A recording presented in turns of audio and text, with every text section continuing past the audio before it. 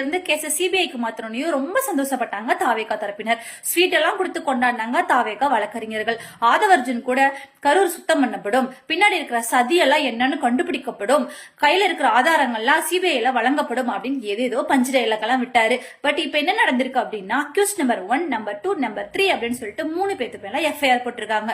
இந்த எஃப்ஐஆரோட இது முதல் கட்ட நடவடிக்கை தான். பட் இது என்ன சொல்லுது நம்மளுக்கு அப்படின்னா கரூர் துயர சம்பவத்துக்கு முழுக்க முழுக்க காரணம் தாவேகா அமைப்பு மட்டும்தான் இதுக்கு காரணம் அப்படின்றது நம்மளுக்கு தெல்ல தெளிவா புரிய வைக்குது. அதனாலதான் அக்யூஸ்ட கண்டுபிடிச்சு போட்டிருக்காங்க. பட் இருந்தாலும் இது வெறும் அம்புகள் மட்டும்தான். அம்பு எய்தவன் கண்டிப்பாக வெளியில் ஐடென்டிஃபை ஆகப்படுவான். துக்கம் நடந்த வீட்டுக்கு நாம தானங்க போய் அந்த துக்கத்தை ஷேர் பண்ணிட்டு வருவாங்க. இதுதாங்க நாட்டு நடப்பு, உலக வழக்கம். இதுதாங்க இதனங்க புதுசா இருக்கு. துக்கம் நடந்த வீட்டுல இருந்து அவங்கள பனையூருக்கு வர சொல்லி துக்கம் விசாரிக்கிறது. இது விஜய் ரொம்ப துக்கத்துல இருக்காரோ, இவங்க எல்லாம் போய் அங்க போய் துக்கம் வேண்டாம் அப்படின்னு சொல்லிட்டு ஆறுதல் சொல்லிட்டு வர போறாங்களோ. இந்த மானங்கிட்ட மக்கள் கண்டிப்பா இது போகவும் செய்வாங்க. அவங்களுக்காக நம்ம பேசலைங்க.